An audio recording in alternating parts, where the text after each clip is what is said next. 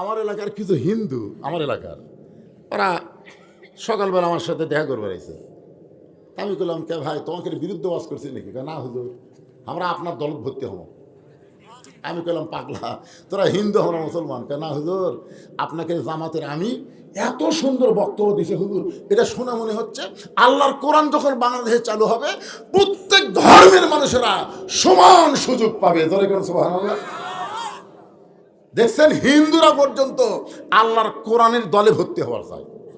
ঈমান গ্রহণ না করলেও কোরআন যে সবাইকে সমধিকার দিবে এ ব্যাপারে একটা হিন্দু পর্যন্ত বিশ্বাস করছে। আর আমাদের মুসলমান মধ্যে কতগুলো তেলতালা আছে। আবু সুফিয়ান বলতেছে, নেতা, যেই কোরআন শুনতে সারা রাত চলে যায় সেই কোরআন ধরলে অসুবিধা কি? আবু জাহেল বলতেছে, এমন একটা গুরুত্বপূর্ণ কথা রে, জোরে তো বলা যাবে না, তুই আমার কাছে আয়। হক কথা, হক কথা জোরে বলা যাবে না, এটা হলো শয়তানদের পেঁয়াজ। যে আবু সুফিয়ান আইছে, কানটা মুখের কাছে দে। কান যখন মুখের কাছে দিয়েছে, আবু জাহেল চারিদিক তাকা দেখে কেউ নাই। ফিসফিস করে বলতে তো, পাগলা, এই কোরআন যদি গ্রহণ করি তাহলে তোর আমার ভুয়া নেতৃত্ব আর চলবি না। কারণ কোরআন ভুয়া নেতৃত্বের দিন শেষ করে দিয়ে আসল নেতা হয়ে যাবে আব্দুল্লাহ এতিম পোলা। তা আমরা থাকতে অজ্ঞাতা হওয়া যায়? কতই ক আবু সুফিয়ানকে কথা তো ঠিকই রে। বাংলাদেশে আবু জেহেলের যারা দল করে এরা কোনোদিনও চাবে না এই কোরআনের বিজয় হোক। জোরে কোন কথা ঠিক কি না? এক নম্বর হলো রাষ্ট্রীয় আবু জেহেলের আইনের শক্তি। এরা কোরআনের বিরুদ্ধে চারণ কিয়ামত পর্যন্ত করবে, আমাদের বাংলাদেশেও করবে। জোরে কোন কথা ঠিক কি না? দুই নম্বর হলো যারা পুঁজিপতি। পুঁজিপতি দেখেন, আজকে কার ছেলে কোরআনের হাফেজ হলো, আমি শুনে আমার কলজার মধ্যে একেবারে ধলঘল উঠে গেল। একটা প্রতিবন্ধী, একটা মানসিক রোগী, তার সন্তান কোরআনের হাফেজ। আপনি খোঁজ নিয়ে দেখবেন বাংলাদেশের কোনো পুঁজিপতি, কোনো ধনী, কোনো এমপি, কোনো নেতার সন্তান কোরআনের হাফেজ হয় না। ধরে কথা বলেন না কেন ভাইরা? কারণ এরা সবসময় কোরআনের বিরুদ্ধে। কারণ এরা জানে কোরআন আইন চালু হলে শতকরা 2.5 টাকা আল্লাহ দেওয়া লাগবে, 2.5 টাকা জাকাত দেওয়া লাগবে। তাহলে 1000-এ কত দেওয়া লাগবে? 25 টাকা। 2500 নয়, 25 টাকা। হ্যাঁ, লাখে কত? 2500। 1 কোটিতে 2.5 লাখ, 100 কোটি 2.5 কোটি, 1000 কোটি। ও বাবারে, ও বাবারে! যারা 1000 কোটি, এরকম 100 জন ধনী, 1000 কোটি টাকা আছে, এরকম 100 জন ধনী বাংলাদেশে আছে। এরা হিসাব করে দেখছে, ওরে বাবা, যে টাকা জাকাত হবি এই টাকা দিলে বাংলাদেশের কোনো গরিবই থাকবি না। তাহলে আমাকে পায়ের মুজা কে সাফ করবি, আমার গাড়ি কে মুছবি?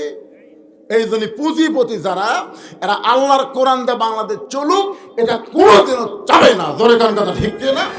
আর যারা ধর্মলিয়া ব্যবসা করে, দরবারত বসে থাকে, যারা হাজার হাজার গরু পায়, এই শালারা কোনোদিন চাবে না যে আল্লাহর কোরআন দিয়ে বাংলাদেশ চলুক। জোরে কান চাই, ঠিক কিনা বলে? কিন্তু আমার সামনে আজকে যারা বসে আছেন, আপনারা কি চান এই কোরআন দিয়ে আগামী বাংলাদেশ চলবে? এই দৃশ্য কি আপনারা দেখতে চান? কারা কারা চান? আর একবার আল্লাহরে হাত দেখেন। আল্লাহ তাকায় দেখো, আল্লাহ আজকে আক্কেলপুরের মাহফিলে হাজার হাজার তোমার বান্দারা আগামীতে তোমার কোরআনের বাংলাদেশ দেখতে চায়। সকলে বলে আল্লাহুম্মা আমিন। আলহামদুলিল্লাহ। এই কোরআনের বাংলাদেশ দেখবার চাইলে এরকম কোরআনের মাদ্রাসা আপাতত কোরআনের শাসন না আসা পর্যন্ত আমাদের টিকায় রাখতে হবে। কারণ আজকে প্রাইমারির পক্ষে ওরা লাগছে, প্রাইমারিকে আগডম বাগডম ঘরডম সাথে ঢাকঢোলক ঝাঁতর বাজে, এই মিথ্যা শিক্ষা দিয়ে 50,000 টাকা বেতন গুনে নেয়। জোরে কোন কথা ঠিক কিনা? আইরাই টিয়ে লাই ভরা দিয়ে লালে গেল বল মাসে, তাই দেখে ভদর নাচে, এই মিথ্যা শিক্ষা দিয়ে মাস গেলে 50,000 টাকা পায়। যেদিন কোরআন দিয়ে বাংলাদেশ চলবে, একদম বাকদম বন্ধ হবে, ওই শিশু বাচ্চার হাতে আল্লাহর কোরআন তুলে দেওয়া হবে। জোরে কোন কথা ঠিক কিনা? আপনার ছোট মাসুম বাচ্চা যদি ছোট্ট থেকেই পবিত্র হওয়া শিখে, ও কোনোদিন অপবিত্র হবে না। গোটা বাংলাদেশ খুঁজে দেখেন, কোনো হাফেজের বাবা, কোনো আলিমের বাবা, কোনো বৃদ্ধাশ্রমে নাই। জোরে কোন কথা ঠিক কিনা? আমরা চাই আমাদের সন্তানগুলো খাড়া হয়ে পেশাব না করে বসে থেকে পেশাব করে পানি লেক। আপনি আসেন মাদ্রাসা, দেখেন সকালবেলা পেশাব করতেছে, পেশাব করে দেখলেও সওয়াব। হায় হায়, আমার আব্দুল্লাহ আছে মাদ্রাসা। আমি কইলাম, রে এই যে হারে পেশাবখানাত কাছে রে, এত লাখে মুখে পেশাবের দুর্গন্ধ ঢুকে অসুখ হবে। আমার হুজুর কয়, না হুজুর, এটা তো আসল কাজ না হুজুর। আমি কিসের কাজ? কয় নিংড়ানোর কাজ হুজুর। পেশাব করার পরেই আঙ্গুলটা দেখতেছে ফোটা ফোটা আসতেছে, তখন জোরে কাজ দেয়। কাজ দিয়ে আবার দেখে না আর নাই, তখন পানি খরচ করে, এরপরে উজু করে। এত কিছু কেন করবে? আব্দুল্লাহ বলতেছে, আমি যে কোরআন পড়ি, কোরআন পড়ি হুজুর, এই জন্য আগে পবিত্র হয়ে তারপরে কোরআন ধরা লাগবে। কিন্তু আমার এক ভাইস্তা আছে গ্রাম সম্পর্কে, ক্লাস 2-এ পড়ে, ব্যাগ পিঠের বললে খাড়া হয়ে মারতেছে। কে রে বাবা বস রে, বসে থেকে পেশাব কর, বসে না, খাড়া হয়ে মারে। ওই পেশাব দিয়ে 40 পর্যন্ত লেখে, খাড়া হয়ে যন্ত্র ধরে ঘুরে আগে 4 পরে শুনলো। এই কোন ক্লাসে পড়িস তুই? পড়ে তোর সার্থক শিখাইনি কি হয় পেশাব করা লাগে? এই বসে থেকে পেশাব করা লাগে শিখাইনি? আচ্ছা কি কর, প্রাইমারি পেশাবখানার যাদিকে আমার সারই খাড়া হয়ে মারতেছে। যেখানে স্যার খাড়া হয়ে পেশাব করে, ছাত্র খাড়া হয়ে পেশাব দিয়ে 40 লেখে, ওইগুলো বিদ্যালয় থাকবে না রে, ওগুলো স্কুল থাকবে, কিন্তু কোরআনের শিক্ষা আগে হবে। ঠিক না? আমাদের নবী নবীদের নবী। এই যে মাসটা চলে গেল রজব মাস, ধরে বলেন কি মাস? এই রজব মাসে আমাদের নবী বাইতুল মুকাদ্দাসের মধ্যে 2 রাকাত নামাজ পড়েছেন না পড়াছেন? জোরে কোন পড়েছেন না পড়াছেন? তাহলে পড়ালে অবশ্যই তার মুসল্লি আছে। তো মুসল্লি কারা? 1,24,000 নবী রাসূল সেদিন আমাদের নবীর পিছনে ইক্তেদা করেছে। আমাদের নবীর ডিগ্রি হলো ইমামুল আম্বিয়া, ইমামুল মুরসালিন। ফাতেমা বলতেছে, বাবা সব সময় মনে হয় আমার বাবা বিশ্ব নবী, আর বিশ্ব নবীর মেয়ে হওয়ার কারণে আল্লাহ তাআলা আমাকে জান্নাত দিবে। রাসূল বলে, ফাতেমা এই কথাটাই বলার জন্য আইছি মা, তোর বাবা বিশ্ব নবী বলে আল্লাহ তোকে জান্নাত দিবে, এইটা ভুল কথা মা। জান্নাতে যদি যাবার চাও তাহলে জান্নাতের আমল করে জান্নাতে যেতে হবে। ফাতেমা ঠাস করে পড়ে গেছে। ও বাবা, তাহলে বিশ্বনবীর মেয়ে হওয়ার কারণে আল্লাহ আমাকে জান্নাত দেবে না? রাসূল বলেন, ফাতেমা জান্নাতে যাবার গেলে জান্নাতের আমল করা লাগবে। ফাতেমা বললেন, বাবা তাহলে জান্নাতে যাওয়ার আমল কি? রাসূল বলেন, মাত্র 4টা আমল মা। পুরুষের মতো এত আমল মেয়েদের জন্য নাই, মাত্র 4টা আমল করলে আল্লাহ খুশি হয়ে 8টা জান্নাত দিয়ে দিবে। 4টা আমল করলে কয় জান্নাত? কেউ যদি মনে করে আমি 1টা করে 2টা নেব না, 4টাই করা লাগবে। তাওয়াফ কয় পাকে? এই যারা হজ করছেন কয় পাকে এক তাওয়াফ? নামাজ কয় ওয়াক্তে? 5 ওয়াক্তে নামাজ। কেউ যদি মনে করে আমি 4 ওয়াক্ত পড়বো, 1 ওয়াক্ত পড়বো না, আল্লাহ তোর নামাজই নেব না, তোর নামাজই নেব না। মান তারাকা সালাতু মুতাম্মিদান ফাকাত কাফারা। ইচ্ছা করে 1 ওয়াক্ত নামাজ বাদ দিলে সে কাফের হয়ে গেল, 4 ওয়াক্ত বাতিল। 2 নম্বর, স্বামীর কথা মতো চলা, স্বামীকে খেদমত করা। স্বামী যখন খেদমত চাবে তখন খেদমত করবা ফাতেমা, ইচ্ছা মতো খেদমত করবার যাবা না। স্বামী যদি চায় তাহলে করবা। সুবহানাল্লাহ কর না কেন? স্বামী খেদমত চাইলে জোর করে খেদমত করবার গেলে হবে। কারণ মেয়েরা যখনই জোর করে খেদমত করবার যাবি তখন অন্য কিছু চাবি। আপনার শরীর হয়তো ভালো নাই, এখন অন্য কিছু চা বোঝেন না, কারেন্টের ফ্যান বন্ধ করে দিয়ে তাল পাকার বাতা। স্বামী কয়, কে গো কারেন্ট গেছে না? তো তাহলে ফ্যান দাও। তাই ফ্যান কেন দেবো? আমি আপনাকে খেদমত করে জান্নাতে যাবার চাই। বাতাস করতেছি, কিছুক্ষণ পরে কপাল টিপা দিচ্ছে, কিছুক্ষণ পরে পায়ের আঙ্গুল টানে। স্বামী কয়, আল্লাহ এটা একটা বউ কে রে, ই তো হবে পুরা জান্নাত। এত খেদমত করতেছে, কয়েক মিনিট পরে কান দিচ্ছে, কান্দে। স্বামীকে, কে গো কান্দো কে? এমনি। কি হয়েছে গো কান্দো কে? এমনি। স্বামী কয়, খেরে ময়না কি হচ্ছে?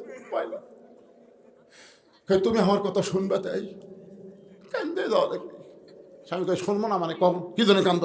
কান্দার কারণ হলো তোমার বুড়া বাপ আর তোমার বুড়ি আমার কলজা চলে দিচ্ছে। তুমি যখন ব্যবসা করবার যাও, চাকরি যাও, তখন এই বুড়া বুড়ি তোমার বলে লাভ নেই। তাই কয় আর বাতাস করে। শোনো গো, তুমি যদি হামাক লাস জান্নাতের সংসার করবার চাও তাহলে বুড়া বুড়ি বাদ দেওয়া লাগবে। আর তুমি যদি তোমার বাপ মার সাথে থাকবার চাও তাহলে আমাকে আল্লাহর রাস্তে বাপের বাড়ি পাঠিয়ে দাও। ওমা আলাইনা ইল্লাল বালাক। আমার ওয়া শেষ করছি, এখন তুমি কি আমল করবা? এমন সময় আল্লাহ কোরআনের আয়াত পাঠায় দিয়েছে, লিয়াবলুয়াকুম আইয়ুকুম আহসানু আমালান ওয়া হুয়াল আজিজুল গফুর। এই বান্দা, এই সময় তোমাকে পরীক্ষা করা হবে উত্তম আমল, তুমি কোন আমল করো। তখন স্বামী লাভ ধরছে, উঠে বইয়ের সামনে বলতেছেন, ওয়াকাদা রাব্বুকা আল্লা তা'বুদু ইল্লা ইয়্যাহু ওয়া বিল ওয়ালিদাইনি ইহসানান। রে দুনিয়ার সন্তানেরা, আমি আল্লাহর ইবাদতের পর তোমাদের 2 নম্বর দায়িত্ব হলো বাপ মাকে দয়া কর, বাপ মাকে সেবা কর, বাপ মাকে খেদমত কর, বাপ মাকে এহসান কর। এমন কষ্ট দিস না রে বান্দা, তোমার বাপ মা যদি উহু শব্দ উচ্চারণ করে তোমার সমস্ত আমল বরবাদ হয়ে যাবে। বউ বলতেছে, স্বামী উঠছে, আমল কর, নেক আমল করবি। বউ বলতেছে, তোর ব্যাগটা কি গোছান আছে না গুছিয়ে দেব? বউ বলতেছে, ব্যাগ গোছান মানে তুই না বাপের বাড়ি যাওয়ার ছিল, তুই না বাপের বাড়ি যাওয়ার ছিল, তুই ব্যাগ গুছিয়ে দেই। এই নানি চলায়, নানির কথা পরে আগে ওয়াজ শোন পাগলা, তোর নানিরই ওয়াজ হচ্ছে পাগলা, ভালো করে শোন। ব্যাগ কি গুছিয়ে দেবো না গোছান আছে? বউ বলে ব্যাগ গুছিয়ে দেবো। তুই বাপের বাড়ি যাওয়ার ছিল না, তুই কি মনে করছিস তোকে ছাড়া দিলেও বউ পামো, তুই মরে গেলেও বউ পামো? তুই কি মনে করছিস মরদ লয়? তোকে সকালে ছাড়বো, বিকালে মরদ বিয়ে করে আনবো রে। তুই যদি এখনই মরিস, বিকালে বিয়ে করবো রে। বউ মরলে বউ পাওয়া যায়, বউ ছাড়ে দিলে বউ পাওয়া যায়। তুই এখন ক, আর বাপ মা যদি মরে কুটি পাবো ক? সেই বাপ মা মরলে পাওয়া যাবি না। সেই বাপ মার বিরুদ্ধে আমাকে ওয়াজ শুনেস, কান্দিস, পাখতার বাতাস করিস। 3 তালাক ভ্যানত চারবার, 3 তালাক অটো ভ্যান, 3 তালাক অটো ভ্যান। কয় ভ্যান? 3 চাকার লয়, 3 তালাকের ভ্যানত করে তো বাপের পেটে দেবো। দৌড়ে আসে বউ স্বামীর পাও ধরে বলে, আপনার পরীক্ষা করলাম গো, আপনি আসলে আল্লাহর ওলি গো। মেয়ে মানুষ এখন বলতে আমাকে ওয়াজ না করাই ভালো। ওরা এখন কিছুক্ষণ পরে বলবি, হুজুর যা করছেন সেটাই কয়ে দেন, আমাকে এটা না করাই ভালো। ও মায়েরা শোনেন, নামাজ পড়বেন 5 ওয়াক্ত। মেয়েরা যদি নামাজ পড়বার না চায়, স্বামী হওয়া লাগবে শক্ত শক্ত শক্ত স্বামী হওয়ার পারবেন। আপনি জোহর নামাজ সামনে কাতা আদায় করলেন, বাড়িতে এসে দেখেন আপনার বউ ডাইনিং টেবিলে 5 তরকারি, গরম ভাত। আহারে, 5 তরকারি গরম ভাত দিয়ে আপনার খাবার দিয়েছে, আপনি দোয়া পড়তেছেন, আল্লাহুম্মা বারিক লানা ফিমা রাযাকতানা ওয়া কিনা আযাবান নার, বিসমিল্লাহ বরকাতিল্লাহ কয়ে কেবল ভাত দিয়ে মুকুট দিবেন। আপনার বিবেক বলতেছে, কে রে তুই তো নামাজ পড়ে এসে ভাত খাচ্ছ, তোর বউ। আল্লাহ যে কোরআনে বলছে, কু আনফুসাকুম ওয়া আহলিকুম নারা, জাহান্নামের আগুন থেকে স্বামী একলা বাঁচলে হবে না, আহল পরিবার নিয়ে বাঁচা লাগবে। তখন আপনি খাওয়া বাদ দিয়ে বলতেছেন, কে গো তোমার নামাজ? তুই গোসলই করিনি, ওই গোসলই করেনি, বেয়া নামাজে আপনার খাবার দিচ্ছে। এখন আপনি কি আমল করবেন? লিয়াবলুয়াকুম আইয়ুকুম আহসানু আমালা। এই সময় আপনার উত্তম আমল কি? উত্তম আমল হলো শক্ত হলে গোসল কর, নামাজ পড়, তারপরে ভাত খাবো। বেয়া নামাজের হাতে আমি খাবো না রে। বউ কই, ওরে বাবা রে, যা গোসল টোসল করে নামাজ পড়ে স্বামীর কাছে এসে খাও, এখন খাও। তুই জানিস না, হুন্না লিবাসুল্লাকুম ওয়া আনতুম লিবাসুল্লাহুন্না। একলা খাবো কেন রে? 2 জনে এক থালিত খামো রে। সুবহানাল্লাহ, 2 জন এক থালিত খাও পাগলি। এই জন্য তো করলাম নামাজ পড়ায় একসাথে খাও। এখন এই স্বামীর কথা পরে আসতেছি, আপনার কি মনে করছেন ও আধঘানা করে ফেলা মতায়? আগে যেটা করছি সেটা শোনেন পাগলা। কি কয়, স্বামী পড়ে না। তো এখন আল্লাহ বলেছে, হুন্না লিবাসুল্লাকুম ওয়া আনতুম লিবাসুল্লাহুন্না। স্বামী হলো বিবির পোশাক, বিবি হলো স্বামীর পোশাক, একসাথে খাবো।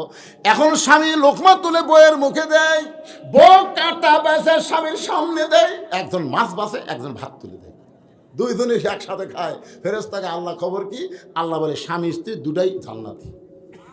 সুবহানাল্লাহ বলেন। হ্যাঁ, আমার মায়েরা শোনেন, এক মা আমাকে বলেছে, হুজুর আমার স্বামী সাকিব খানের মতন সুন্দর। আমি যখন আমার স্বামীকে রাস্তার যাই, রাস্তার মেয়েরা খালি আমার স্বামীর দিকে তাকা থাকে। এখন বলেন, আমার স্বামীর দিকে অন্য কোনো মেয়ে তাকে থাকলে আমার ভালো লাগে? তো হুজুর একটা দোয়া দেন তো, যে দোয়া আমার স্বামীর বুকুত পড়ে ফুঁ দিলে আর কোনো মেয়ে মানুষ তাকাবি না। আমি বললাম কোনো দোয়া লাগবে না মা, তোমার স্বামীর চাচা বানাও। না এটা বলতেছে কি করলেন হুজুর? আমি বললাম চাচা কবার কইনি পাগলি, চাচা বানাবার করছি। পারবি না? ইচ্ছা করলে পারবি না? পারবে না। স্বামীর দুই পাও ধরে আস্তে আস্তে স্বামী বলছে তুমি দাঁড়িয়ে রাখলে তোমাকে সেই সুন্দর লাগবে, তা না সে রাখো গো, কিন্তু কি জন্য রাখার চেষ্টা বলতেছে না। পাও ধরে পাও টিপিয়া চুমে একা একা সারাইগুল দাঁড়িয়ে আছে। এখন এই স্বামী গিয়ে রাস্তা বেড়াচ্ছে, একটা মেয়েও তাকায় না, কারণ চাষার দিকে থেকে লাভ, চাষার দিকে থেকে লাভ আছে। দুই একটা মেয়ে বলতেছে আসসালাম আলাইকুম চাচা কেমন আছে, বানাসি রে মাল বানাসি রে। যদি বউ ইচ্ছা করে স্বামীর দাঁড়িয়ে রাখবার পারে, সে বউ ইচ্ছা করলে স্বামীকেও নামাজি বানাবার পারবে। জোরে করে কথা বলেন না কেন ভাই? পারবে না? খালি আপনি বউয়ের কাছ থেকে কিছু পাওয়ার চান, আর আপনার কাছে বউ কিছু পাওয়ার চান। আপনার দেখবেন আপনার বাপ মায়ের খেদমত করতেছে, আপনার বউ আপনার বোনের দাওয়াত দিচ্ছে, আপনার বউ আপনার ছোট ভাই তাকে দাওয়াত দিচ্ছে, তার বাড়ি পরিবার, তখন আপনার মনে হয় কে রে, এই তো আমার পরিবারকে ভালোবাসে, তাহলে এর পরিবারকে আমি কেন ভালোবাসবো? কিন্তু আপনার খেয়াল করে দেখবেন শতকরা ৮০ জন ছেলে শ্বশুর শাশুড়িকে ভালোবাসে, শতকরা ২০ জন নারী শ্বশুর শাশুড়িকে স্বামীর বাপ মাকে ভালোবাসে না। জোরে কথা ঠিক কিনা? আপনি খুঁজলে দেবেন গোটা ভাড়া। শতকরা ৮০ জন আমরা ছেলে মানুষ আমরা শ্বশুর শাশুড়িকে ভালোবাসি, কিন্তু শতকরা ২০ জন মেয়া এরা আমাকে বাপ মাকে ভালোবাসে না। এই মেয়াগুলো এত খারাপ হয়ে গেছে এই স্টার জলসার জি বাংলা দেখে। জোরে কথা ঠিক কিনা? আল্লাহ যদি চায়, যদি আল্লাহ হায়াতে বাঁচা রাখে, এখানে ওয়াদা হয়ে গেছে আগামী বছর রাতের মাহফিল দেবো ইনশাআল্লাহ। ৯টা থেকে চলবি, চলছে গাড়ি, থামবি না, স্টেশন পারে থামবি। ধরে কোন ঠিক। কিন্তু আজকে ওনাদেরকে আমি সময় দিয়েছি মাগরিব থেকে এসা, এখন মাগরিব থেকে এসে শুরু না করতে আজান দিল, আমি তখন বাদ দিলে আপনারা রাগ করবেন। অনেক কষ্ট করে আপনারা আইসেন, আমার আর একটা মাহফিল আছে ভাইজান, ওই দিকে আমাকে যাওয়া লাগবে। এই কারণেই আমি আজকে এখানে আলোচনাটা সমাপ্ত করে আপনাদের শোনেন আর একটা মাহফিল আছে বাংলা। যারা দাওয়াত করেছে তারা জানে, আমি ঘড়ি আমাকে বলেছে ৮টার মধ্যে সব শেষ করে দেবেন, আমি ৮টা পর্যন্ত ওয়াজই করলাম। তার মানে আমি যখন উঠছি তখন কিন্তু এ পর্যন্ত প্রায় ১ ঘন্টা ৫৫ মিনিট আমি ওয়াজ করলাম, কম হলো না পাগলা। মোনাজাত এখনো 5 মিনিট আছে, সবাই ইস্তেগফার পড়েন। আল্লাহ যদি হায়াতে রাখে আপনাদের এলাকার দাওয়াত দিয়ে রাতে ওয়াজ করবো ইনশাআল্লাহ। ইস্তেগফার পড়া, আস্তাগফিরুল্লাহ রব্বি মিন কুল্লি যামবি ওয়া তুবু ইলাইহি লা হাওলা ওয়ালা কুওয়াতা ইল্লা বিল্লাহিল আলিয়্যিল আযীম। একজনও নড়বেন না। সভাপতি সাহেব সমাপ্তি ভাষণের পর ইনশাআল্লাহ মোনাজাত হবে। আয় আল্লাহ তাআলা, মাগরিবের নামাজের পর থেকে রাত ৮টা পার হয়ে গেল, এই দীর্ঘ সময় আল্লাহ তোমার বান্দারা জান্নাতের বাগানে বসে বসে কোরআন হাদিসের আলোকে আলোচনা শোনার শেষে আমি গুনাহগার হয়ে রহমতের দরজায় দোকানা হাত তুলেছি। আল্লাহ মেহেরবানি করে আজকের মাহফিল আমাদের সকলের হিদায়াতের জন্য, নাজাতের জন্য, জান্নাতের জন্য কবুল করো। আল্লাহ আমরা যারা হাত তুলেছি, আল্লাহ আমাদের জনম দুঃখী মা বাবা যাদের কবরে চলে গেছে, আল্লাহ তাদের কবরকে জান্নাতের টুকরা বানাও। আল্লাহ আমাদের মধ্যে অনেক মুরব্বীর স্ত্রী দুনিয়া থেকে বিদায় হয়ে গেছে, সন্তান অনেকের বিদায় হয়ে গেছে। আল্লাহ আমার ভাই একজন বললো যে অ্যাক্সিডেন্টে তার পরিবার সবাই চলে গেছে। আরে আজকে আমাদের আপনজন যাদের কবর গেছে, আল্লাহ মেহেরবানি করে তাদের কবরকে জান্নাতের টুকরা বানাও। আল্লাহ নবীর ঘর মাদ্রাসাকে মহব্বত করে নগদে বাকিতে অনেক দান করেছে যারা, আল্লাহ সকলের দানগুলোকে জান্নাতের বিনিময় হিসেবে কবুল করো। আল্লাহ এই মাদ্রাসাকে কিয়ামত পর্যন্ত কবুল করে নাও। এই মাদ্রাসার ম্যানেজিং কমিটির সভাপতি, সহসভাপতি, মাদ্রাসার সেক্রেটারি, মাদ্রাসার কেশিয়ার, মাদ্রাসার দাতা সদস্য, আল্লাহ সকলকে আল্লাহ কবুল করো। মাদ্রাসার জায়গা জমি দিয়ে এদের মধ্যে যারা কবরে চলে গেছে, আল্লাহ কবরকে জান্নাতের টুকরা বানাও। আজকে কোরআন শরীফ বাবদ অনেকে দান করেছে, আবার ব্যাগের মধ্যে 10 টাকা, 20 টাকা, 5 টাকা মা বোনেরাও দান করেছে। আল্লাহ সকলের দানগুলোকে কেবলমাত্র জান্নাতের বিনিময় হিসেবে কবুল করে নাও। আল্লাহ যে ছেলেটার মাথায় আমরা পাগড়ি পরায় দিলাম, আল্লাহ তার বাবা মানসিক রোগী, আল্লাহ এমন একটা পরিবার থেকে 30 পারা করে হাফেজ বের হলো, আল্লাহ ছেলেটাকে হক্কানে হাফেজ, হক্কানে আলেম হিসেবে কবুল করে নাও। এই মাদ্রাসার প্রতি সকলের নেক দৃষ্টি রাখার তৌফিক দিয়ে দাও। আল্লাহ যতদিন পর্যন্ত বাংলার জমিনে কোরআন বিজয় না হবে, কোরআনের গুরুত্ব আমরা মুসলমান বুঝতে পারবো না। তা আগামীতে আমরা দোয়া করি, আল্লাহ বাংলার শতকরা 92% মুসলমান সহ এই বাংলাদেশে যত মানুষ বসবাস করে, আল্লাহর কোরআন অনুযায়ী আগামীতে আমরা যেন চলতে পারি, দৃশ্য আমাদেরকে দেখার তৌফিক দিয়ে দাও। আল্লাহ আমি গুনাহগার বলে দোয়া ফিরাই দিও না মাবুদ, যেদিন আমাদের মৃত্যু হবে দিনটা যেন জুমার দিন হয়, মাসটা যেন রমজান মাস হয়। ইমানের সাথে ইজ্জতের সাথে দুনিয়া থেকে বিদায় নেওয়ার তৌফিক দাও আল্লাহ। আমার দুই পাশে দুইজন বয়স্ক লোক বসেছে আল্লাহ, আল্লাহ দুইজনে লাঠি হাতে নিয়েছে আল্লাহ। আমরা দোয়া করব যতদিন তারা জীবিত থাকে সুন্দরভাবে সুস্থভাবে আল্লাহ হায়াতে তাইয়্যিবা দান করে দাও আল্লাহ। এই দুইজন মানুষকে জান্নাত হিসেবে কবুল করে নাও আল্লাহ। সুবহান রাব্বিকা রাব্বিল ইজ্জাতি আম্মা ইয়াসিফুন ওয়া সালামুন আলাল মুরসালিন আলহামদুলিল্লাহি রাব্বিল আলামিন। ওয়াজাল আখিরাতি কালিমাতুন ইনদাল মাউতি। সকলে পড়েন লা ইলাহা ইল্লাল্লাহু মুহাম্মাদুর রাসূলুল্লাহ সাল্লাল্লাহু আলাইহি সাল্লাম। আসসালামু আলাইকুম ওয়া রাহমাতুল্লাহি ওয়া বারাকাতুহু।